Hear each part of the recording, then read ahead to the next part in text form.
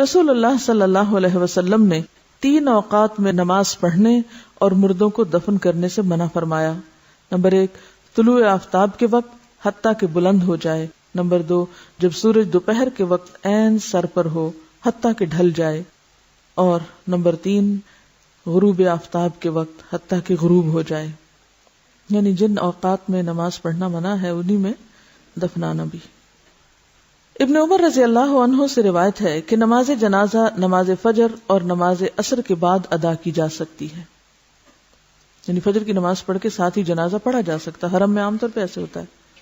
اسی طرح عصر کی نماز کے بعد بعض اوقات جنازہ پڑھا جاتا ہے.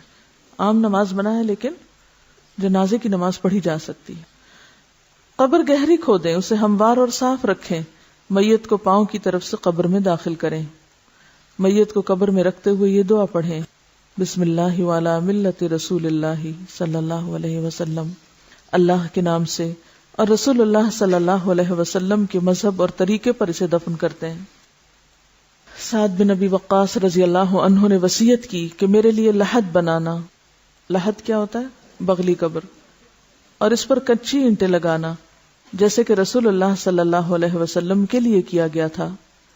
آپ صلی اللہ علیہ وسلم کی قبر اونٹ کی کوہان جیسی تھی.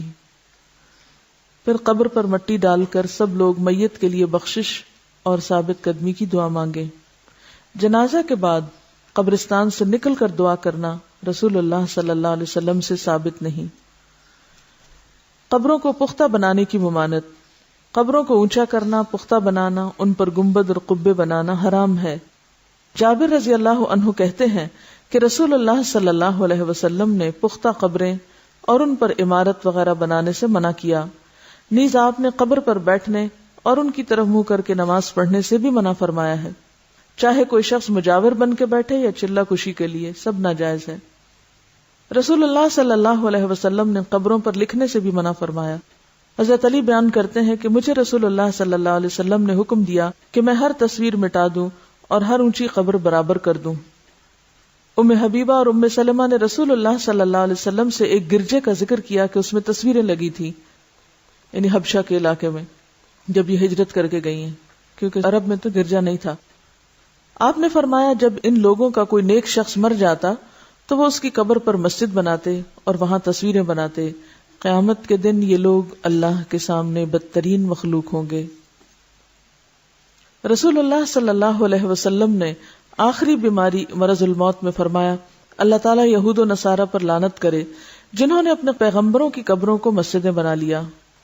حضرت عائشہ نے فرمایا اگر اس بات کا ڈر نہ ہوتا کہ لوگ آپ کی قبر کو مسجد بنا لیں گے تو آپ کی قبر کھلی جگہ میں ہوتی, یعنی اس ریسٹرکٹڈ ایریا میں نہیں. اور یاد رکھیے کہ یہ جو قبر کے ساتھ مسجد نبوی ہے یہ قبر کی وجہ سے نہیں بنائے گی. مسجد پہلے تھی اور قبر قریب بنائے گی اور پھر وسعت کی وجہ سے وہ ایک طرح سے جیسے مسجد کے اندر شامل ہوگی, حالانکہ اب بھی وہ ایک طرح سے الگ ہے, ایک کارنر پر ہے, بیچ میں نہیں آئی. ساری ایکسٹینشن پیچھے کی طرف ہوئی, آگے نہیں ہوئی.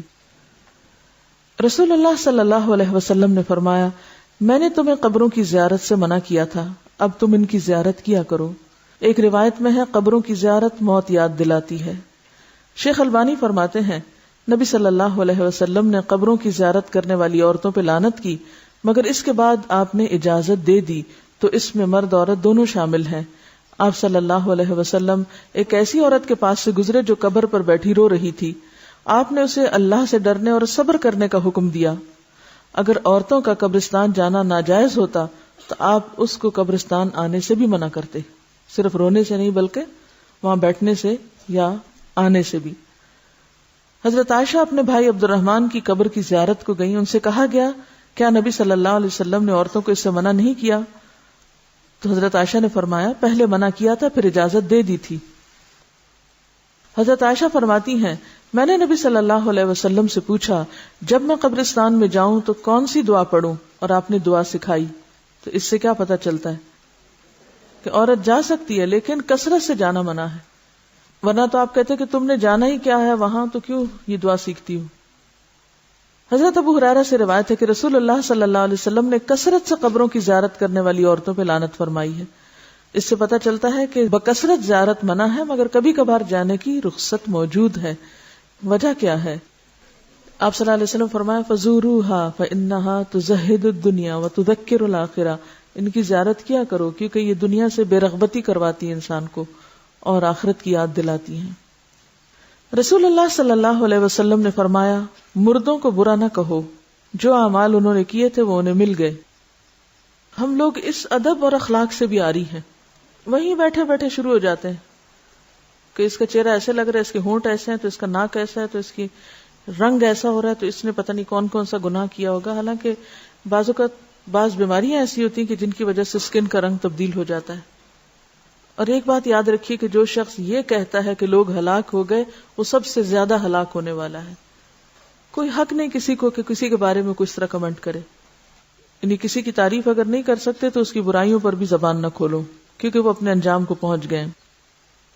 زیارت قبور کی دعائیں، جو شخص قبروں کی زیارت کرنے جائے تو وہ یہ دعا پڑھے السلام علی اہل الدیار من المؤمنین والمسلمین ویرحم اللہ المستقدمین منا والمستأخرین وإنا انشاء اللہ بکم للاحقون۔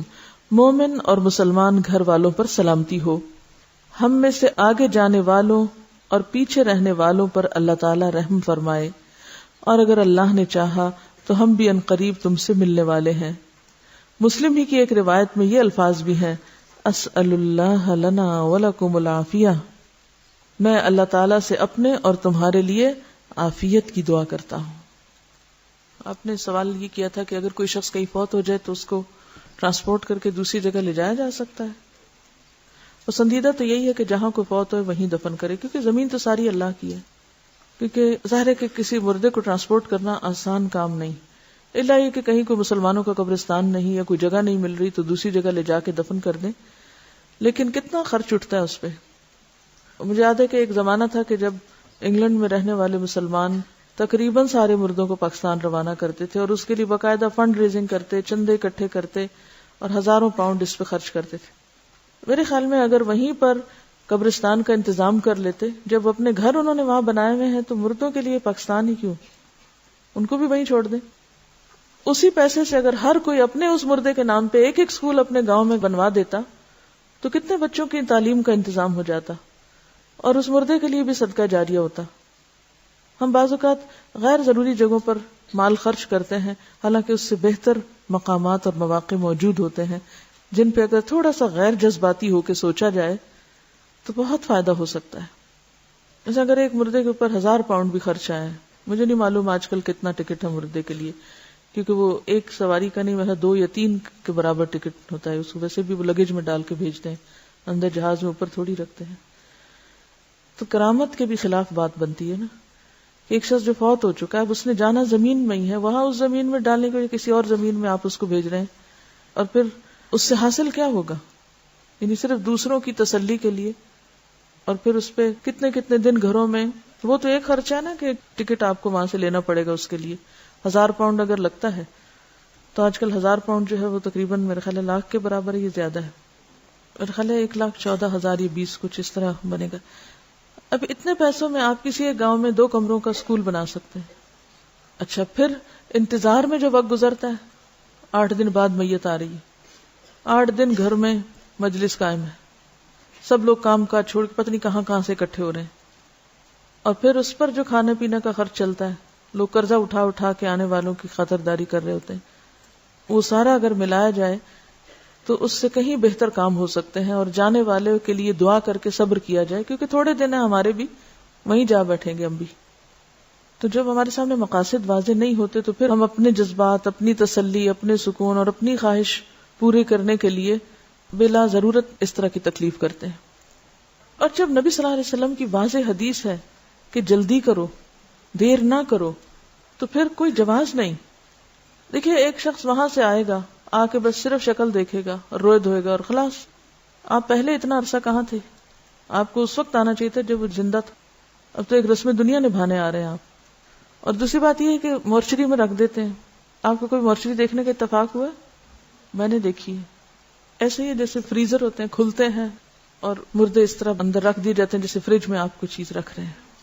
آپ اپنے لیے پسند کریں گے کہ آپ کو مرنے کے بعد فریز کیا جائے اور آپ کو مرنے کے بعد اٹھا کے کبھی کہیں کبھی کہیں، اور بعض اوقات جب وہاں سے ٹرانسپورٹ کرتے ہیں تو آپ کو پتا ہے کہ وہ سارا کچھ اندر سے نکال لیتے ہیں، سب آنتے وانتے ہر چیز، حتیٰ کہ بعض اوقات برین تک کو بھی، اور صرف وہ کھوکھلی سے وہ ایک چیز ہوتی ہے، ہڈیاں چند جو اتنی دور لائی جاتی ہیں.